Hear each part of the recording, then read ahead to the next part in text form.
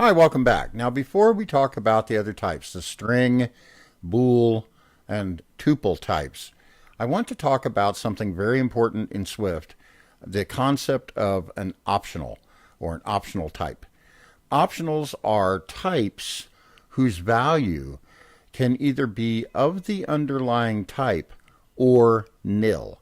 This is very important in object-oriented programming because often we'll look at an object or we'll assign an object and it has not been initialized. If you have been programming with Objective-C for iOS, you know that you can assign an object to nil. An object might return nil, but nil in Objective-C is a different kind of thing than nil in Swift. Nil means nothing at all in Swift. In Objective-C, nil means the object that is not an object or an uninitialized object. That is not what it means in Swift. It means nothing at all. So primitive types can be nil, objects can be nil, enumerations can be nil, structs can be nil. Both value and reference types in Swift may be nil. So what really is an optional? Well, an optional is if we have, let's say, an optional int, the value of that optional int can be an integer or nil. And it just depends on the point at which we try to take the value. We create an optional in the most basic syntax by simply appending a question mark to the type. We can also append a bang to the type. These are two different types of syntax that do two entirely different things. We'll talk about that here in a moment. For now, we're going to append a question mark to the type. So for instance, an int question mark or an integer optional, an int optional, is an optional int. It can either take the value of an actual integer or nil, nothing at all. A float optional, an optional float, can be a float or nil. An optional string can be a string or nil. Optional double, optional tuple, and so on and so forth. Any type at all in Swift can be an optional. So I have a very simple example here. I have two floats, price and tax. They are annotated as floats because if I don't put this annotation in, they will be inferred to be what? Well, they're going to be inferred to be doubles because they have a decimal place in them or a decimal point. So I have some item whose base price is $2.50. And I have a tax, which is, I'm going to multiply the price times the tax to get the total, and that tax is 1.075. And then the total is a float optional, which means that if I don't perform any operation and assign the total before I try to take its value, it's going to give me nil. If I do, it's going to give me an optional float.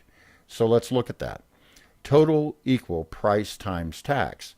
Now, in the playground, when I just do this operation, it says, okay, total is 2.6875. It takes the value. It is implicitly in the playground unwrapping the optional, if you will. But if I print the total, and I can open up the console here by clicking on this little debug area icon here at the bottom, if I print the total, we notice that it prints optional and then in parentheses 2.6875. This is an optional float. I normally don't want to print this information. I don't care if it's an optional. When I am using it in my program, let's say I were populating a label with this value of price or total, I wouldn't want that annotation that says, oh, it's an optional. I don't care. So what I need to do is explicitly unwrap, and that's the terminology we need to use, explicitly unwrap the optional. So if I want to print the total without the optional annotation that says, oh, this is an optional type, I need to append a bang here. And that is going to print 2.6875. In other words, price times tax. So when we append a bang after we declare the optional to unwrap its value, this is called explicit unwrapping. With explicit unwrapping, we need to take care that we don't try to explicitly unwrap the value of an optional whose value is nil. So for example, if I hadn't tried, or if I hadn't already assigned total, let's just comment that out, it's going to give me an error. The error is a fatal error, unexpectedly found nil while unwrapping an optional value. In other words, the error is telling you exactly what happened. So what that's saying is, I tried to unwrap it. I've got a bang here. So total bang tries to unwrap an optional whose value is nil, and that doesn't work. So I need to make that assignment. And if I make that assignment, then I can print that total, and everything works just fine. All right, so how can we guard against trying to unwrap? Well, we can do that pretty simply. There is a syntax of the if statement called if let. And so what we're doing here is we type if let, and then we can assign some value. Let's just call it value. Value equals total. Now what this is saying is, I'm trying to assign a constant the value of the unwrapped optional. So the optional here is total. I'm trying to assign it to the symbol value. If I can do that, in other words, if it is not nil, then I do something like print total. It needs to be a function. Sorry about that. Print total, and I can do that. Otherwise, and I can say else here, just like I can in any other if statement, I can make the assignment. Total equals price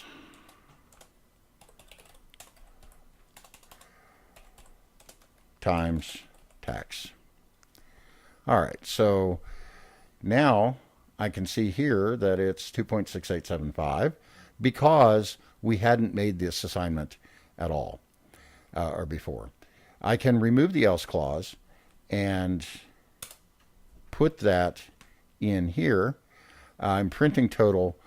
I can say print total, and that should give me nil because it's unassigned, correct? If I make the assignment up here, total equals price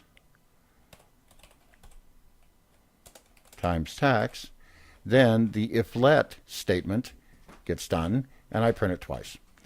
So this is the basic syntax wrapped around optionals. We can say print value here instead, and that is going to print that value out, and that's probably a little bit clearer. So if we've made the assignment, it's going to print the value, and it prints it as an unwrapped optional because if let unwraps its value. If I don't make the assignment, it will print nothing at all because if let couldn't do it. Now I can reverse the logic here by saying if total equals nil, we're trying to print now total, and I'll print nil. We can also check if total not equal to nil. In other words, like this, not equal to nil. And in this case, because I haven't made the assignment, it would print nothing at all. We talked about explicitly unwrapping. We can also implicitly unwrap an optional. We could do that by appending a bang instead of a question mark. But the rule still applies. If I try to unwrap the value of an optional whose value is nil, I'm going to get an error. So for example, if I do this at this point, because total is unassigned, it's going to error out because I tried to unwrap a nil value.